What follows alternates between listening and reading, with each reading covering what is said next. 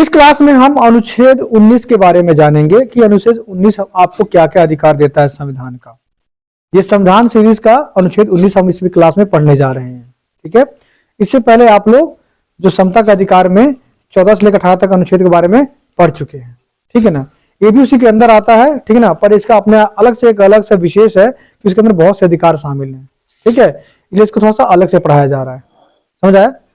ठीक है, हम बात करते हैं अनुच्छेद 19। अनुच्छेद 19, ठीक है, इसके अंदर पहला है क। देख रहे हैं क्या कह रहा है ये?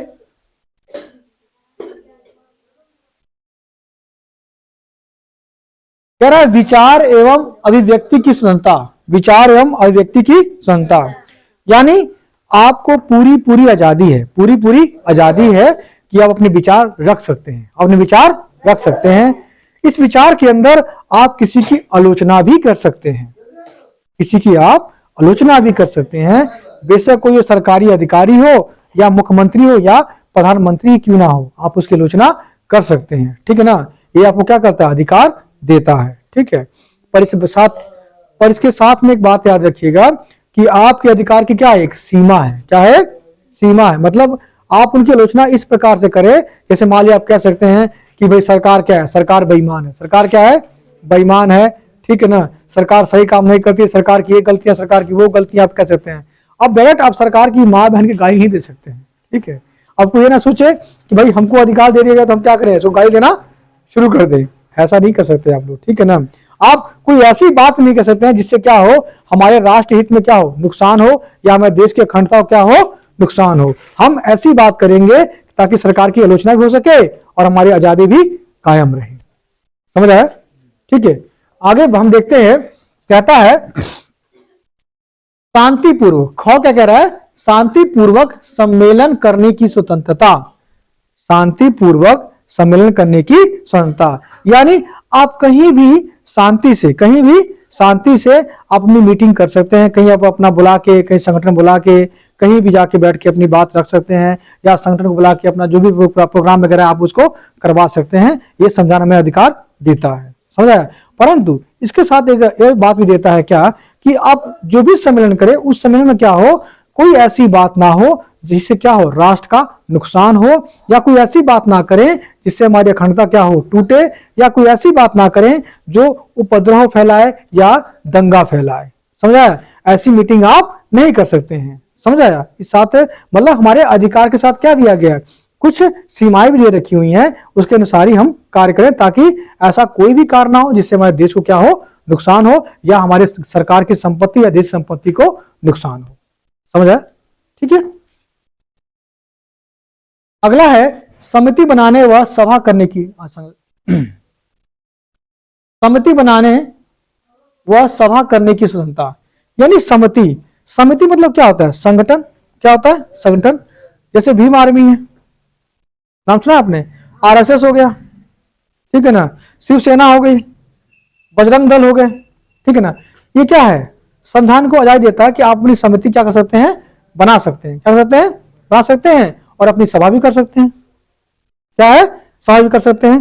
पर फिर बात वही क्या कहता है कि सभाएं करिए, समिति बनाइए, पर समिति के अंदर ऐसा ना हो कि जो हमारे देश के विरुद्ध कार्य करे, या हमारे जो एकता है उसको तोड़ने का कार्य करे, या हमारे बीच जो शांति है उसको भंग करने का कार्य करे। अगर ऐसी सभा और ऐसी समितियां बनाते हैं तो यह क्या होगा? संविधान के अनुसार सही नहीं होगा।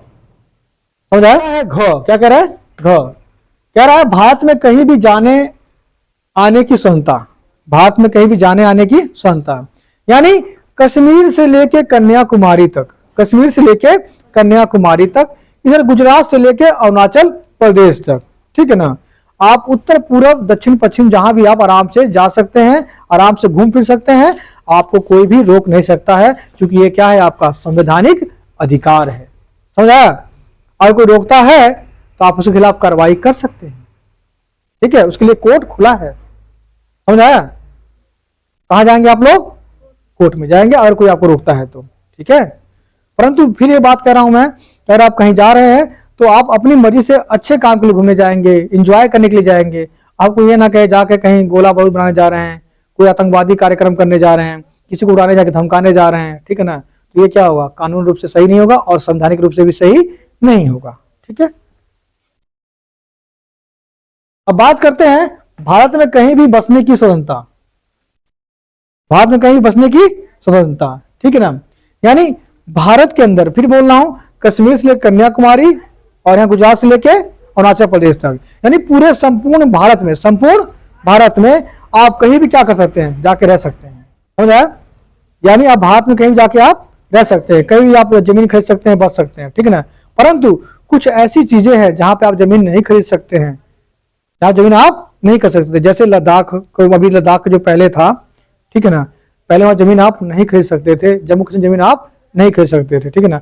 वैसे बहुत से एरिया हैं, जैसे अरुणाचल प्रदेश, क्या हो गया, अरुणाचल प्रदेश हो गया, ठीक है ना, वहां पे जमीन आप नहीं खरीद सकते हैं। हाँ, जाके आप घूम सकते हैं, रह सकते हैं, किराया ले सकते हैं, अपना काम कर सकते हैं, किसी और नाम कर सकते हैं। हिमाचल में भी यही है, हिमाचल प्रदेश में भी यही चलता है, ठीक है ना। यानी वह एरिया जो थोड़े से मतलब संविधान के अधिकार, उनकी थोड़ी स्वतंत्रता दी गई है, ताकि वहां पे लोग जाके उनका पर्यावरण नष्ट ना करें, उनका पर्यावरण नष्ट ना करे, नुकसान ना पहुंचाए। जाकर वहां पर मान लीजिए, अगर मान लीजिए पहाड़ी राज्य में जा रहे हैं तो आपका मन कर रहा है होटल खोलने का, क्या कर रहा है, होटल खोलने का, आप तो अपना जमीन खरीद लोगे, होटल में क्या करोगे, पूरे पहाड़ को, जंगल को क्या करोगे, काट दोगे।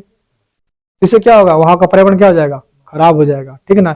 और अब वहां जाओगे तो तरह तरह के आप मतलब कचरा फैलाओगे, ठीक है ना, आप वहां पे समझ नहीं पाओगे क्या है कैसे नहीं क्या है, ठीक है। इसी को बचाने के लिए कोई ऐसे क्षेत्र है हमारे देश में है जहां पर आप जमीन नहीं खरीद सकते हैं, इस बात को भी याद रखिएगा, ठीक है।